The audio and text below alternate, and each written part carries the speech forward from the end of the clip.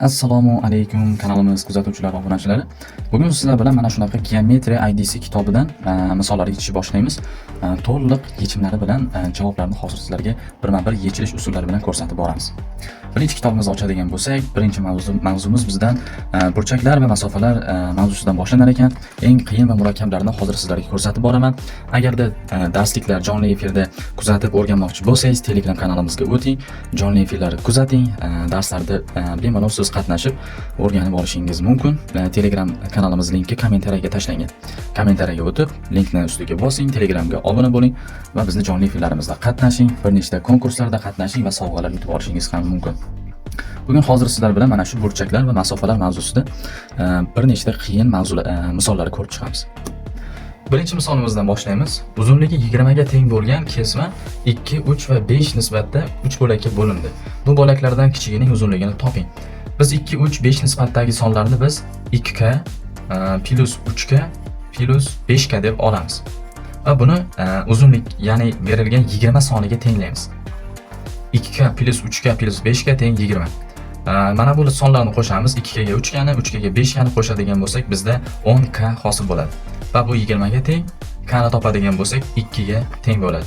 Endi kichigining uzunligini toping. Kichigining uzunligini topish uchun biz 2 ni mana bu k ga ko'paytiramiz. K bizda 2, 2 ko'paytirib 2 javob 4 bo'ladi. Bu javob bizda B variant. Ikkinchi misolga o'tamiz. A burchakni uzunligi 84 gradus bo'lsa, x ning qiymatini toping.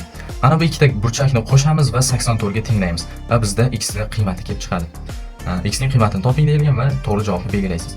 Qo'shni burchaklardan biri ikkinchisining 5 dan 4 qismini tashkil qiladi. Ularning musbat ayirmasini toping deyilgan ekan. Qo'shni burchaklar deyilganda biz 180 gradusda hosil qilingan ikkita burchakni tushunishimiz mumkin.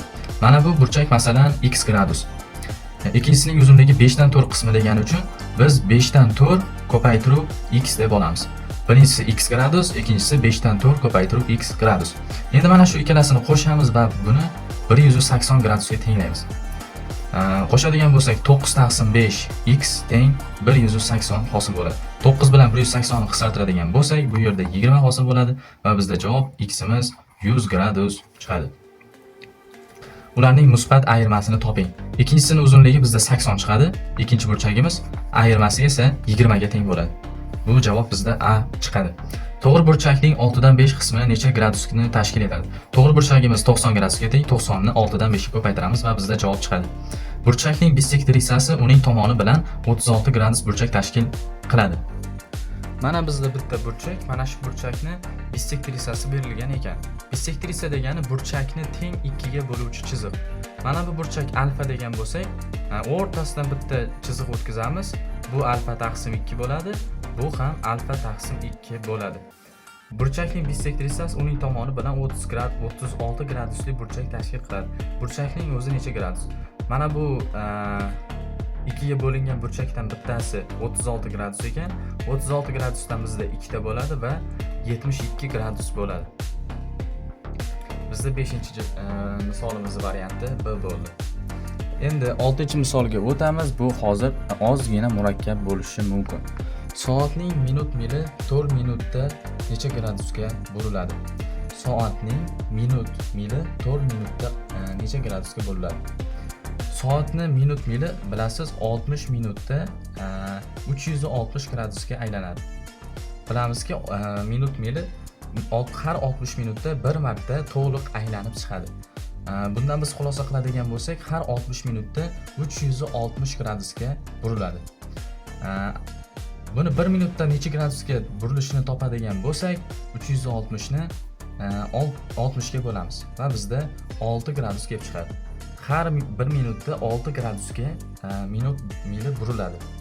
Bizda 4 minutni so'rayapti, 4 ni 6 ga ko'paytiramiz va bizda 24 gradusga burilishligi kelib chiqadi.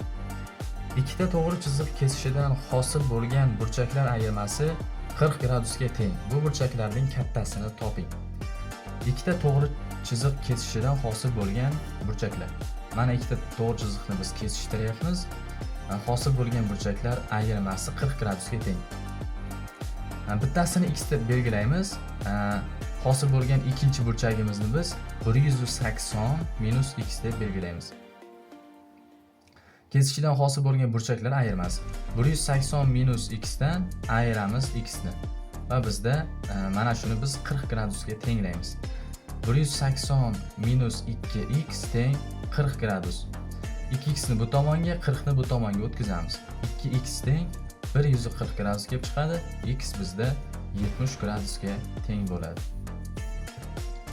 Bu burchakning kattasini toping. Kattasini topish uchun 180 dan 70 ni ayiramiz va bizda 110 gradus hosil bo'ladi. Burchak AO'da 110 gradus bo'lsa, BO'ni qiymatini toping. 3 ta burchakni qo'shamiz va 110 ga tenglaymiz. Bu menimcha hech kimga muammo bo'lmaydi. 9-misolga o'tamiz. AB 33 ga teng, AB ning uzunligini toping. A'da bizda mana bu ikkita kesma, ikkita kesmani uzunligi berilgan bizga. Mana shu ikkalasini qo'shamiz va 33 ga tenglaymiz. Shunda biz x ni qiymati kelib chiqadi. To'g'ridan to'g'ri keyin uchala kesmani uzunligini ham topib olsak bo'ladi.